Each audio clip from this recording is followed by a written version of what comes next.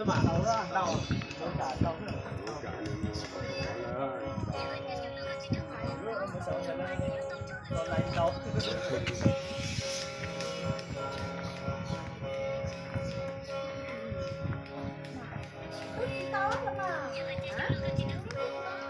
Yang mau dekong belum tahu lah.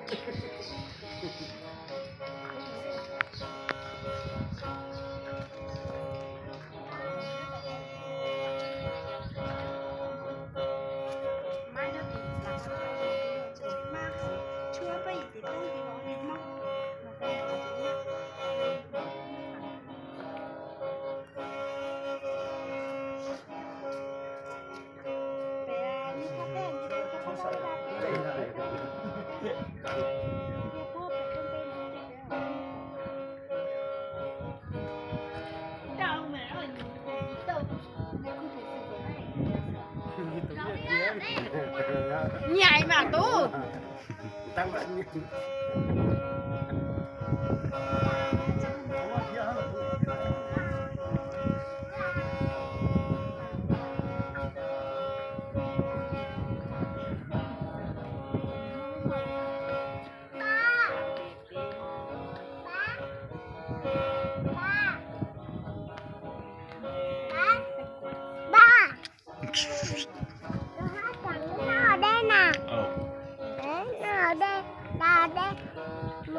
Lưng có trời luôn.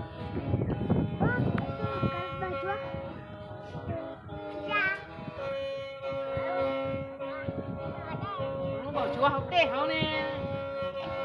Sao không con lên chia sẻ không mong trong nhiều cái không mong trong người ta chỉ được không có chơi.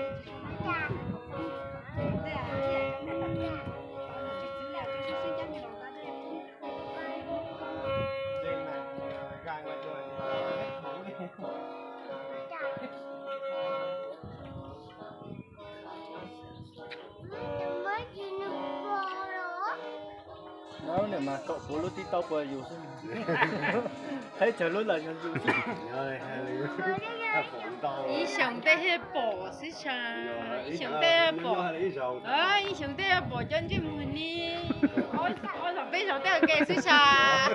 Chạy ra nông gì à lộc. Cái nương chỉ là nhiều giàu nhiều xí à. Giàu